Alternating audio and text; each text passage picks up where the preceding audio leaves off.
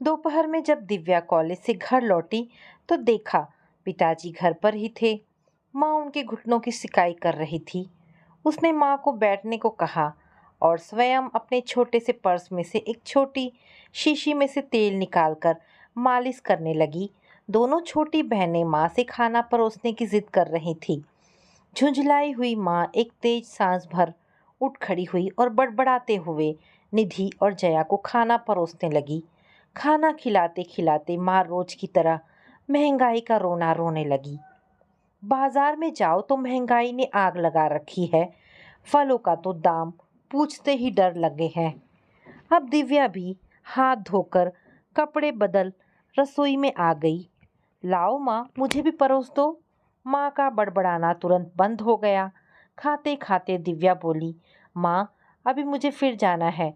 वह जो बड़ी कोठी वाले शर्मा जी है ना, वो अभी रास्ते में मिले थे। वो अपने दोनों बच्चों की ट्यूशन के लिए कह रहे थे। मैंने स्वीकृति दे दी। माँ को मन में तो बहुत तसल्ली सी हुई, पर दिखावा कर कहने लगी, ना दिव्या ना, उन्हें कल मना देना।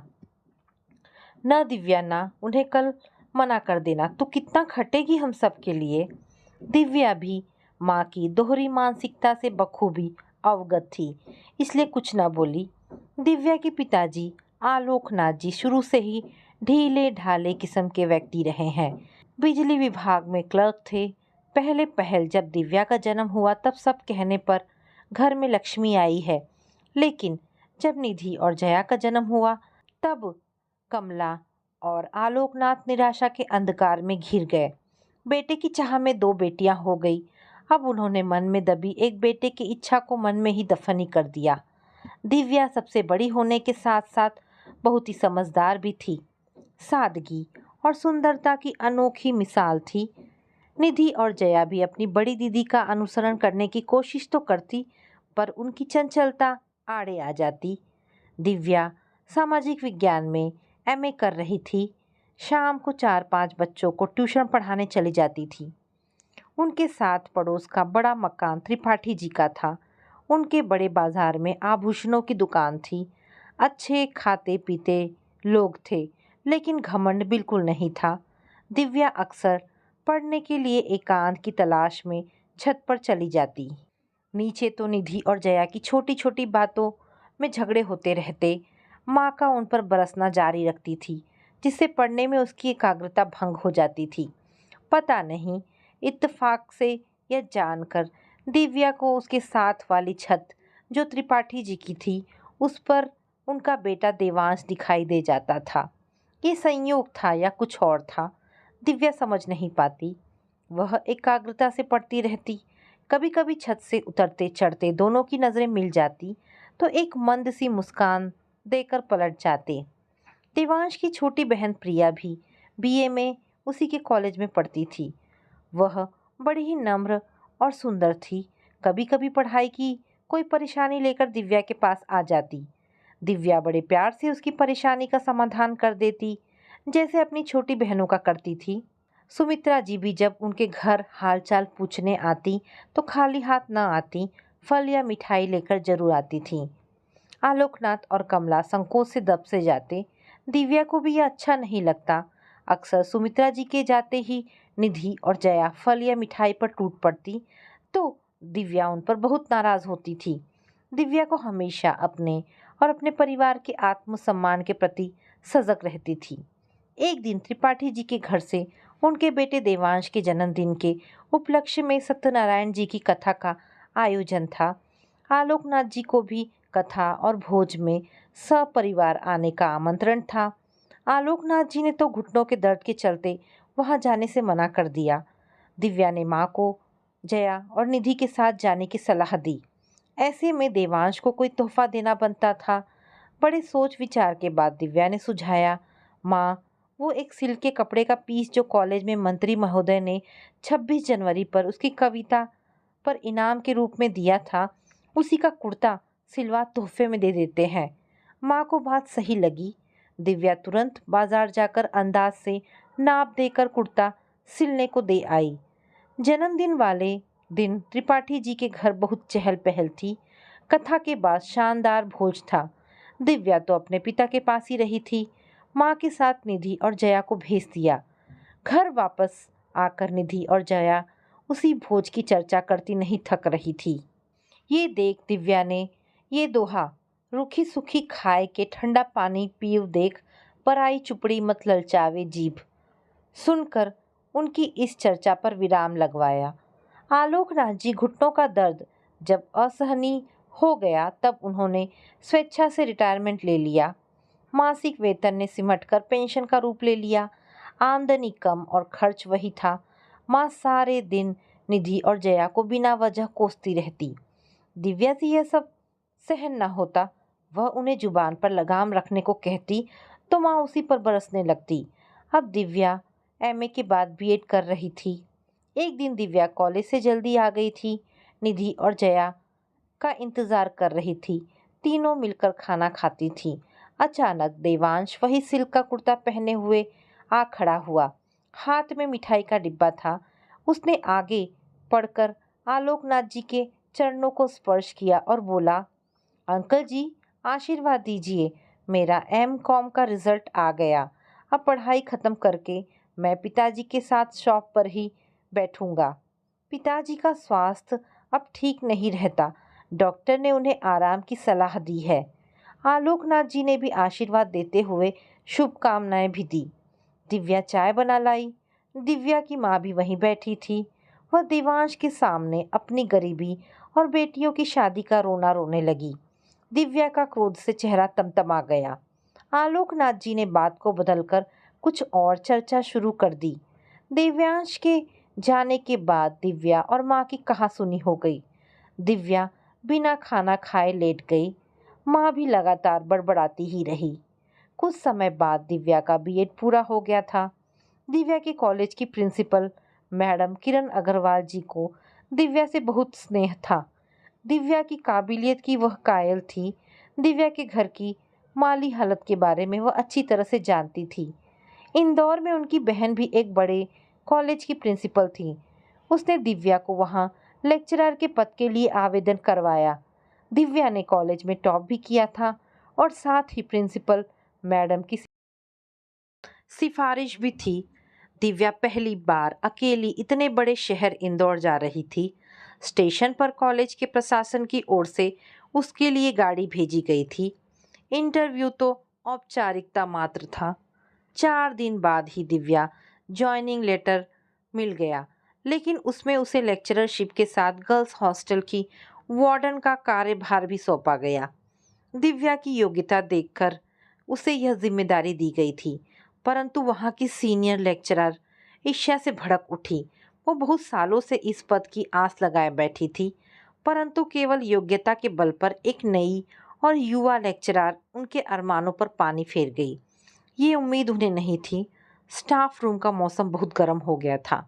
शुरभि और नेहा, दो युवा लेक्चरर को छोड़कर किसी ने दिव्या का स्वागत नहीं किया।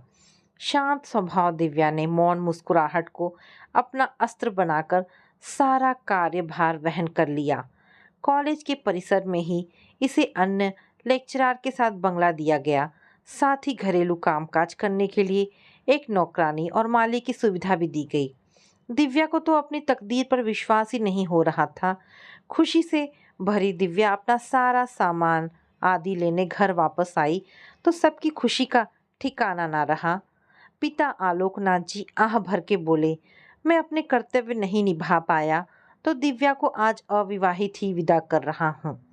दिव्या ने पिता को आश्वासन देते हुए कहा, पिताजी आप दिल छोटा ना करिए, आप ही ने तो पढ़ाया लिखाया था, इसीलिए मैं कुछ बन सकी। दोपहर का सारा भोजन दिव्या की पसंद का बना।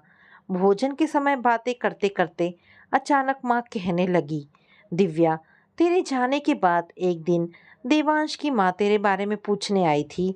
मुझे कहने लगी, अपनी दिव्या का रिश्ता हमारे देवांश से कर दो। मुझे तो दिव्या बहुत पसंद है। मैं तो हैरान रह गई। मैंने तो साफ मना कर दिया है। हम आमने सामने के पड़ोसी हैं, लोग 10 तरह की बात करेंगे और दिव्या की बदनामी होगी। माँ कुछ देर चुप रहकर बड़े अभिमान से बोली, आज तुम कुछ बन गई हो तो रिश्ता लेकर चली आई। ये सुनकर दिव्या स्तब्ध रह गई। माँ ने ये क्या कर डाला? देवांश, क्या सोचता होगा? कम से कम मेरे से राय तो ले लेती माँ। पिताजी की तो कभी चलने नहीं देती थी। आलोकनाथ जी भी असमर्थता का आवरण ओढ़े चुप्पी साध लेते थे। दिव्या खाना छोड़ बीच में ही उठ गई। ये देख माँ ताड़ गई कि कुछ दाल में काला है। माँ झुंझलाकर बोली, दिव्या, ये परोसा खाना छोड़कर उठ जाने का क्या मतलब? सुमित्रा को मना कर, क्या मैंने गलत किया? इधर तूने इतनी अच्छी नौकरी मिली है, बंगला, नौकर, चाकर, माली, और क्या चाहिए? भगवान का लाख लाख शुक्र है कि हमारे बुरे दिन बदल रहे हैं। ये सुन दिव्या का मन तड़प उठा। सोचने लगी, मेरे मन के भाव का क्या, अपना दर्द किसे सुनाऊं? देवांश के बारे में सोचकर उसकी आंखें भर आई। बिना कुछ जवाब दिए वह अपने सूटकेस में सामान रखने लगी। दोनों बहनें भी चहक रही थी। दोनों दौड़ दौड़ कर दिव्या का सामान इकट्ठा करने लगी। दिव्या ने दोनों को कमरे से बाहर जाने को कह दिया। बहनें भी मुंह बिचकाकर चली गईं। उसे अब इस घर में एक एक पल काटना दूभर हो रहा था। समय से पहले ही उसने रिक्शा मंगवा लिया। अकेले ही सामान उठाकर रिक्शे में रखने लगी। जाते समय पिता को दवाई समय पर खाने और नियम से मालिश करवाने की हिदायत दी। बहनों को भी मन लगा के पढ़ने का आदेश दिया। बस माँ को कुछ नहीं कहा। माँ एक डिब्बे में सवेरे से बना रही मठरी और बेसन के लड्डू देने आगे बढ़ी तो दिव्या ने मना करते हुए कहा, माँ, इंदौर जा रही हूँ, कोई बनवास पर नहीं, यहीं रख लो, आप सबके काम आएगा। माँ चुप खड़ी रह गई। दिव्या जैसे ही रिक्शा में बैठने लगी तो साथ वाली छत पर देवांश दिखाई दिया। आंखों में गहरी उदासी झलक रही थी। दिव्या ने उसे देखकर सिर झुका लिया। रिक्शा चल दिया। स्टेशन पर दिव्या को लेने गाड़ी आई हुई थी। भारी मन से दिव्या अपने बंगले में पहुंच गई। कॉलेज के हेड क्लर्क ने उसे बंगला दिखाते हुए उसका मालती नाम की एक औरत से परिचय करवाया जो उसके घर के सारे घरेलू कामकाज करेगी। अगले 1 महीने तक दिव्या बहुत व्यस्त रही। उसे दिए गए टीचिंग पीरियड और हॉस्टल में आई स्टूडेंट के कार्य दोनों को एक साथ करना और दोनों कामों में तालमेल बनाने में ही पूरा समय निकल जाता। मालती एक माँ की तरह उसका ख्याल रखती। सुरभि नाम की एक सहेली भी उसे मिली जो किसी बड़े व्यापारी की बेटी थी। उसकी सगाई हो चुकी थी। उसका मंगेतर अमेरिका पढ़ाई के लिए गया था। पहली नज़र में ही दोनों को एक दूसरे में अपनापन मिला। सुरभि इंग्लिश नॉवेल पढ़ने की बहुत शौकीन थी और दिव्या से उन नॉवेल्स की चर्चा करती रहती। दिव्या काम करते करते सुनती रहती। दिव्या को फुर्सत ही कहाँ होती थी। वह दोनों अपने मन की बातें एक दूसरे को बिना झिझक कह देती थी। छुट्टी वाले दिन मार्केट भी चली जाती थी। सीनियर में से कुछ को छोड़ अधिकतर लेक्चरर्स उनसे जलती थी। नए साल की पढ़ाई की शुरुआत हो चुकी थी। दिव्या जब पहले दिन अपना लेक्चर देने क्लास में गई, सब लड़कियों के चेहरों पर उपहास भरी मुस्कान और भाव दिखाई दे रहे थे। दिव्या ने उसे अनदेखा कर बड़े प्यार से उनके नाम पूछे, उन सबका परिचय लिया और अपना परिचय दिया। अगले दिन से पढ़ाना शुरू कर दिया। सारी छात्राएं मंत्रमुग्ध हो लेक्चर में लीन हो गई। प्रत्येक क्लास में दिव्या को छात्राओं की ऐसी ही प्रतिक्रिया मिली। छात्राओं में दिव्या मैडम के रूप रंग और अध्यापन के चर्चे हो रहे थे। दिव्या ने भी खुशी की सांस ली। उसने कड़ी मेहनत करने का संकल्प लिया। किरण जी के विश्वास को और मजबूत करना चाहती थी कि उनका दिव्या का इस पद के लिए किया गया चुनाव सही था। दिव्या नियम से अपने लिए खर्च के पैसे रख बचे हुए सारे रुपए घर भेज देती थी। अब वह इतने बड़े कॉलेज की लेक्चरर और वार्डन थी, इसलिए उसे कुछ अच्छी ड्रेसेस भी खरीदनी पड़ी। उसने अपने बंगले को बहुत ही कलात्मकता से सजाया। उससे बाहर से आने वाला प्रभावित हुए बिना नहीं रहता। बगीचे में मनपसंद फूलों के पौधे और रात रानी की बेल लगवा ली। बहनों और माँ की चिट्ठियाँ आती रहती थी। हर चिट्ठी में बहनों की कुछ फरमाइशें होती और माँ हिदायत की खर्च से किफ़ायत करना। कभी कभी शांत सौम्य दिव्या का मन क्रोध से भर उठता। फुर्सत के समय सुरभि आ जाती तो दिव्या का दिल बहल जाता। एक दिन दिव्या अपने ऑफिस में बैठी हॉस्टल में रहने वाली छात्राओं के दिए गए कुछ पत्रों को देख रही थी। किसी को रूममेट से शिकायत थी तो किसी को कुछ अन्य परेशानी थी। उसी समय चपरासी ने उसे सूचना दी, मैडम आपसे कोई मिलने आया है। नई जगह में उससे कौन मिलने आया होगा? उसने अंदर भेजने की आज्ञा दे दी। एक नौजवान खूबसूरत से लड़के ने प्रवेश किया। नौजवान ने संकोच से कहा, मैडम मैं इस कॉलेज की वार्डन मैडम से मिलने आया हूँ। दिव्या ने पूछा, आप कौन हैं और उनसे क्या काम है? जवाब में नौजवान ने बताया कि वह राघव है, अभी 2 दिन अपने घर जो रांची में है वहाँ से लौटा है। वहाँ से हमारी पड़ोसन पुष्पा आंटी ने इस कॉलेज की वार्डन के लिए मेरे हाथ कुछ सामान भिजवाया है, उनको वही देने आया हूँ। ये सुनते ही दिव्या के चेहरे पर एक प्यारी सी मुस्कान आ गई। वो बोली, आइए मैं ही दिव्या हूँ और मैं ही इस कॉलेज की वार्डन हूँ। उसे पुष्पा बुआ की याद आई। वह पापा की एकमात्र बड़ी बहन थी। बरसों पहले उनका विवाह रांची में एक बड़े अमीर घराने में हो गया था। वह रक्षाबंधन या भाई दूज पर कभी कभी उनके घर आती थी। सबसे उन्हें बहुत प्यार और स्नेह करती थी। बचपन में सब बहनें उनकी गोद में खेलकर बड़ी हुई थी। अब उनका स्वास्थ्य ठीक नहीं रहता, इसलिए कभी कभी ही आ पाती हैं। पिछले साल जब वो सतना आई थीं, तब पिताजी की तबीयत बहुत खराब हो गई थी। वे बहुत सुंदर सुंदर साड़ियाँ पहनती थी। हम सब उनकी साड़ियों की तारीफ करते नहीं थकते थे। शायद साड़ी ही भेजी होगी। ये सुन दिव्या उत्सुक हो उठी। तभी दिव्या को उस नौजवान का ध्यान आया। वह अपलक उसी को निहार रहा था। वह संकोच से भर उठी।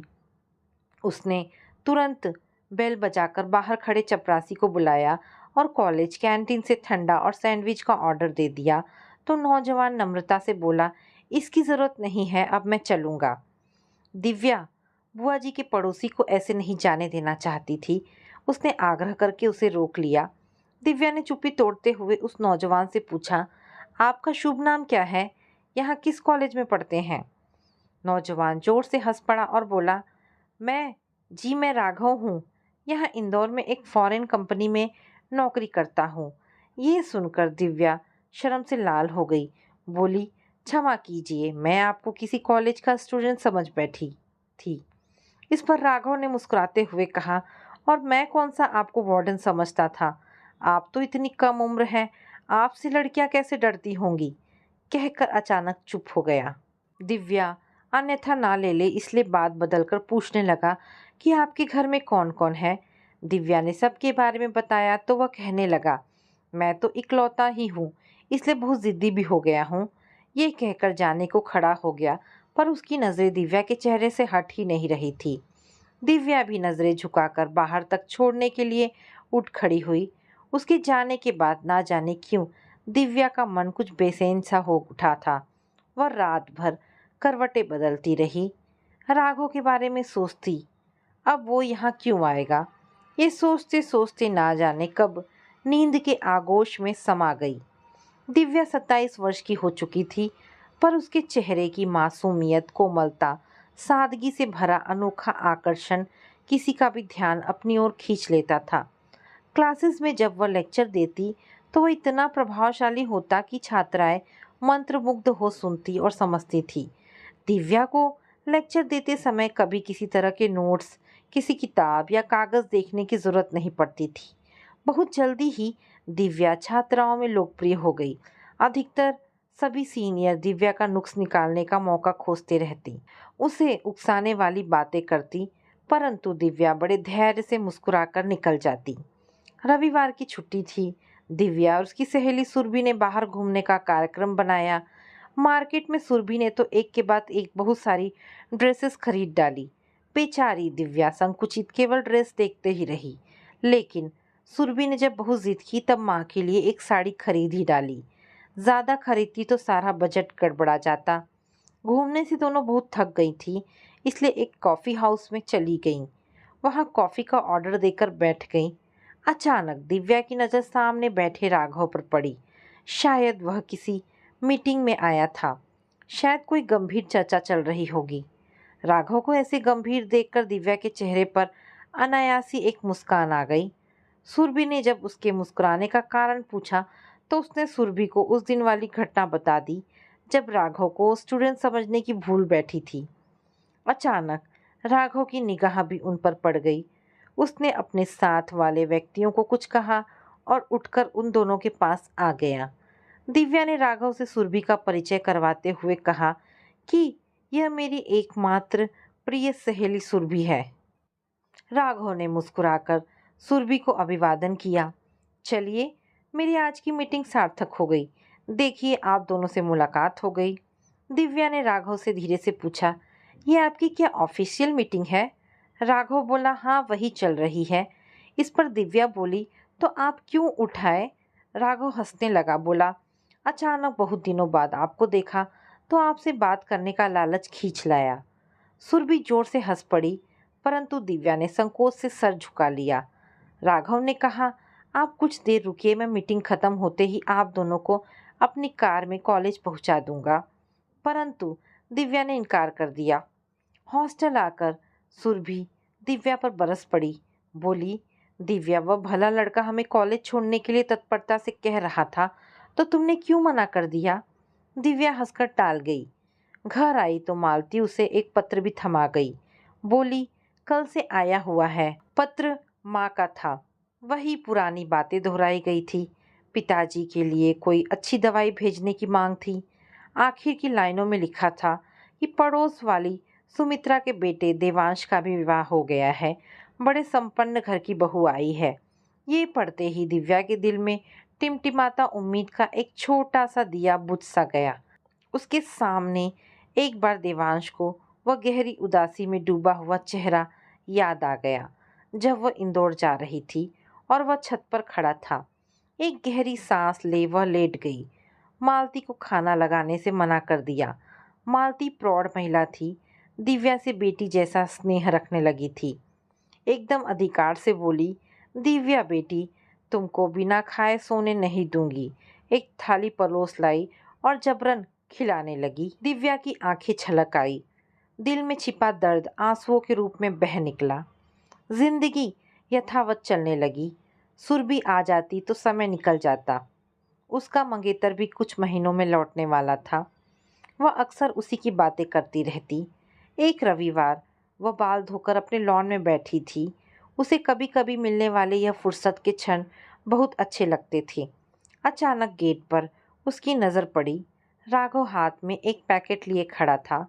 उसे देख उसका दिल जोरों से धड़क उठा। वह अचकचा के उठ खड़ी हुई और बोली, आप यहाँ? राघव हंस पड़ा और बोला, मुझे देखकर आप तो ऐसे घबरा उठी जैसे किसी भूत को देख लिया हो। दिव्या शर्मा गई। वह शिष्टता से राघव को अंदर ले गई। मालती को चाय बनाने को कह स्वयं अपने बिखरे बाल समेटने लगी।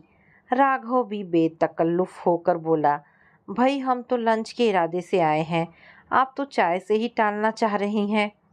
दिव्या का चेहरा गुलाबी हो गया। बोली, नहीं, आप खाना खाकर ही जाइए। राघव अपने हाथ में लाए पैकेट को दिव्या को देते हुए बोला, ये आपके लिए एक छोटा सा उपहार लाया था। वो बातों ही बातों में राघव ने बताया कि बहुत दिनों से माँ वाराणसी जाने का आग्रह कर रही थी, पर ऑफिस से छुट्टी ही नहीं मिल रही थी। अचानक बॉस मेहरबान हुआ तो माँ की इच्छा पूरी करने उनके साथ वाराणसी चला गया था। कल शाम को ही हम लौटे हैं। माँ ने अपने कुल देवता की पूजा के बाद वाराणसी की सैर की। उन्होंने आते समय अपने कुछ नाते रिश्तेदारों के लिए बनारसी साड़ियाँ भी खरीदी, तो मेरे दिल में भी तुम्हारा ख्याल आया, इसलिए एक साड़ी तुम्हारे लिए भी खरीद ली। ये रंग तुम पर खूब जचेगा। ये कहते हुए उसने साड़ी का बैग दिव्या को थमा दिया। दिव्या संकोच में डूब गई। फिर बोली, मैं तो इतनी महंगी साड़ी कभी पहनती भी नहीं हूँ। राघव बोला, दिव्या, तुम मेरे दिल और दिमाग से निकलती ही नहीं हो। बहुत दिनों से तुम्हारे घर आने का बहाना खोज रहा था, परंतु आज बिना बहाने के ही आ गया। जिस दिन से तुम्हें कॉलेज की इतनी खूबसूरत वार्डन के रूप में देखा था, उस दिन से मेरी तलाश पूरी हो गई। जो छवि बरसों से मेरे दिल और सपनों में समाई हुई थी, उसका मूर्त रूप तुम ही थी। बस उसी पल तुम मेरे मन में समा गई। काश मैं भी आपके कॉलेज के हॉस्टल में रह पाता। दिव्या अब गंभीर होकर बोली, राघव जी, अब हंसी मजाक बहुत हो चुका। राघव भी अब गंभीर हो गया और बोला, दिव्या जी, मैं लाग लपेट वाली बातें करने का तो अभ्यस्त नहीं हूँ। जो मेरे मन में है वह कह दिया। तुम मेरे मन में उसी दिन समा गई थी जब मैंने पहली बार तुम्हें देखा था। ये कहते कहते राघव भावुक हो उठा। दिव्या, सच कहूँ, बचपन से ही अकेले रहा हूँ। माँ पापा का प्यार तो भरपूर मिला, पर सच्चा दोस्त कभी नहीं मिला। मेरे भाई बहन कोई नहीं थे। पापा यही चाहते थे कि मैं उन्हीं जैसा रुतबा प्राप्त करूं। पढ़ाई लिखाई और किताबें ही साथी थे। परंतु तुम्हें देखते ही ये महसूस हुआ कि दिल को जिसकी तलाश थी वो पूरी हो गई। मैं तो तुम्हारी बुआ जी का हमेशा आभारी रहूंगा, जिनके कारण मेरा तुम्हारे साथ परिचय हुआ। राघव अपने ही राग में बोलता जा रहा था। दिव्या, तुम्हें देखते ही कुछ ऐसे अपनेपन का एहसास हुआ जैसे तुम्हें बरसों से जानता हूँ। दिव्या को विवश होकर राघव की बातों को बीच में ही काटना पड़ा। वह बोली, राघव, तुम्हें पता भी है कि तुम क्या कह रहे हो। माना कि तुम मुझे पसंद करते हो, पर इसका मतलब ये तो नहीं कि मेरे मन में भी तुम्हारे लिए वही सारी भावनाएं हैं। मैं तो उम्र में भी तुमसे बड़ी ही हूँ। उस पर कॉलेज के गर्ल हॉस्टल की वार्डन हूँ। ये प्यार और लगाव मेरे जैसे लोगों की तकदीर में नहीं होता। ये कहकर दिव्या ने मुंह फेर लिया। यद्यपि यह कहते हुए दिव्या को बहुत मानसिक यंत्रणा हो रही थी। राघव जैसा लड़का उसके लिए तो आसमान के चांद से कम नहीं था। उसे पाकर तो कोई भी लड़की स्वयं को किस्मत वाली मानती। राघव में क्या कमी थी? कार्तिकेय जैसा खूबसूरत रूप रंग, उच्च शिक्षित, बड़ी कंपनी में नौकरी और अच्छे परिवार का इकलौता बेटा।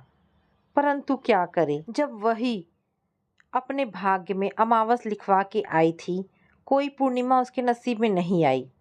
राघव समझ चुका था कि दिव्या मन ही मन उसे पसंद करती थी, परंतु उसके जीवन में भगवान ने कुछ ऐसी लक्ष्मण रेखाएं खींच दी है, उन्हें पार करना उसके लिए असंभव था। राघव जानता था कि दिव्या के दिल में उसके लिए प्यार छिपा हुआ है। राघव के सामने वह खामोश और गंभीर चोले में रहती है। कभी कभी यह चोला अनजाने में खिसक जाता है। तब दिव्या की निगाहों से बरबस छलकते प्यार के सागर को उमड़ते वह देख चुका है। दिव्या भी जानती थी कि राघव का प्रेम निवेदन छल कपट से कोसों दूर था, पर वह मजबूर थी। सुरभि उसके हर दुख सुख की साथी थी। उसने सुरभि को अपने दिल की उलझन से सुना डाली। ये सुनकर सुरभि आवेश में आ गई और बोली, दिव्या, तुमने सारे परिवार की जिम्मेदारी ले रखी है क्या? पर तुम्हारे अपने प्रति तो भी कुछ जिम्मेदारी है। तुम्हारे भी तो कुछ अपने अरमान हैं, सपने हैं। कब तक उनकी बलि चढ़ाती जाओगी? सुरभि ने बड़े हक से मालती को चाय बनाने को कहा और दिव्या को बहलाने की कोशिश करने लगी, पर दिव्या की उदासी जस की तस रही। सुरभि उठकर चली गई। अगले दिन कॉलेज की प्रिंसिपल के साथ दिव्या एक जरूरी मीटिंग में बैठी थी। अचानक ऑफिस के प्यून ने दिव्या को आकर सूचना दी कि दिव्या मैडम, आपका सतना से फ़ोन आया है। दिव्या घबरा गई। प्रिंसिपल मैडम से क्षमा मांगते हुए कॉलेज के ऑफिस की ओर दौड़ी। फ़ोन में दूसरी ओर छोटी बहन निधि थी। बोली, दीदी, लो माँ से बात करो। माँ की आवाज़ में खुशी झलक रही थी। बोली, दिव्या सुन, एक खुशखबरी है। निधि के लिए बहुत अच्छा रिश्ता आया है। लड़का सरकारी नौकरी में है, घर बार इंदौर में ही है। लड़के की मामी यही सतना में ही है। शादी इंदौर तेरे बंगले से ही होगी।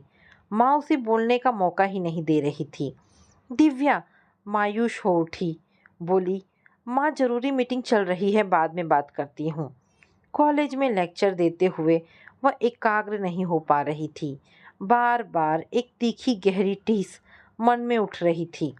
उसके परिवार में किसी ने एक बार भी उसके विवाह के बारे में नहीं सोचा।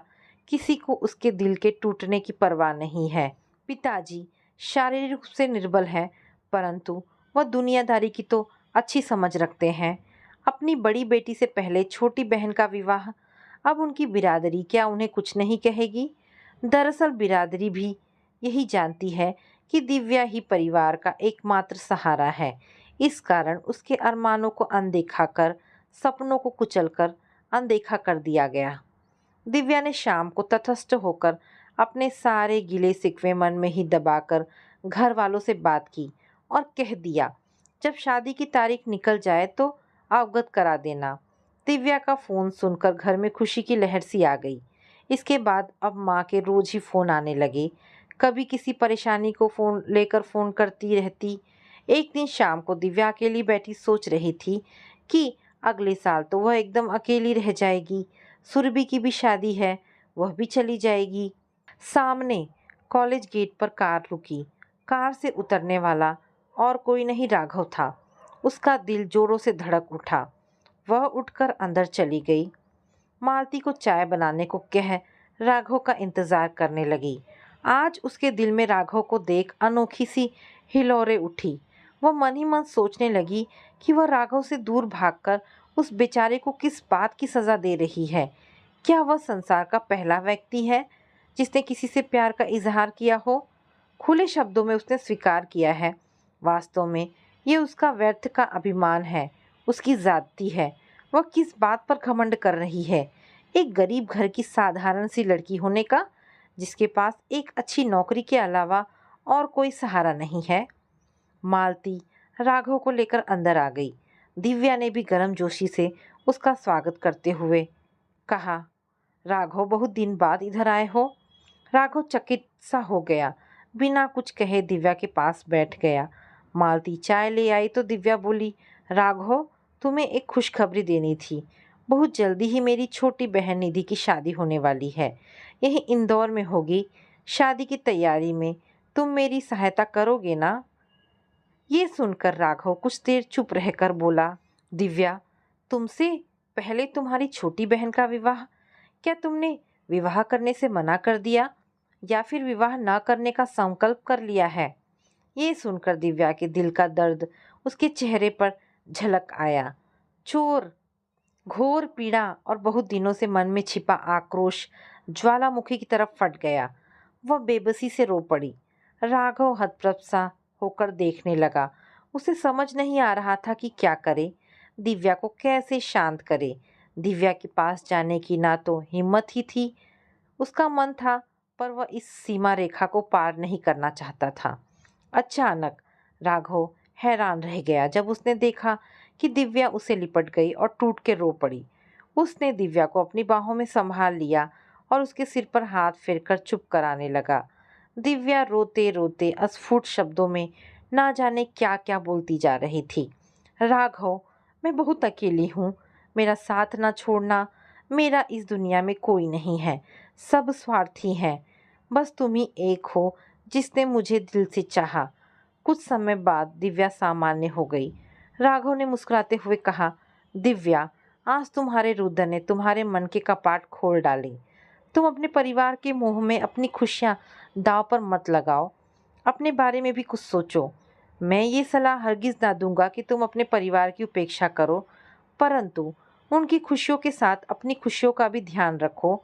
उन्हें उनके हाथों लुटने मत दो। दिव्या, कोई कोई बीच का रास्ता निकालो। दिव्या एक छोटी सी आज्ञाकारिणी बच्चों की तरह राघव की बातें सुनती रही। अब दिव्या का मन उलझन से मुक्त हो गया। उसने खुले मन से राघव के प्यार को स्वीकार कर लिया। उसकी सहेली सुरभि भी उसमें आए हुए इस बदलाव से बहुत खुश थी। अब अक्सर छुट्टी वाले दिन राघव और दिव्या बाहर घूमने जाते, कभी लंच या डिनर का कार्यक्रम बनाते। दिव्या भी किसी छुट्टी पर बहुत चाव से राघव को खाने पर बुलाती और उससे उसका मनपसंद खाना बनाकर उसे खिलाती। दिव्या और राघव दोनों का प्यार बहुत ही निराला था। उन दोनों के दिलों को मानो किसी दैविक शक्ति ने जोड़ा था। ना तो दोनों की प्यार की तारें शारीरिक भावनाओं से जुड़ी थी, न आर्थिक, और ना ही किसी स्वार्थ से जुड़ी थी। बस वह दोनों एक दूसरे की खुशी पर समर्पित होने को तैयार रहते थे। दिव्या और राघव की इन खुशियों की उम्र ज़्यादा लंबी नहीं थी। जल्द ही उस प्यार के ऊपर मानो ग्रहण सा लग गया हो। तो दोस्तों, इस कहानी का दूसरा भाग कल प्रसारित किया जाएगा।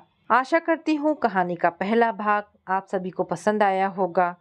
अगर कहानी का पहला भाग आप सभी को पसंद आया है तो प्लीज़ इसे लाइक एंड शेयर करें। दोस्तों, ऐसी ढेरों पारिवारिक और शिक्षाप्रद कहानी सुनने के लिए मेरे चैनल को प्लीज़ सब्सक्राइब करें। धन्यवाद दोस्तों।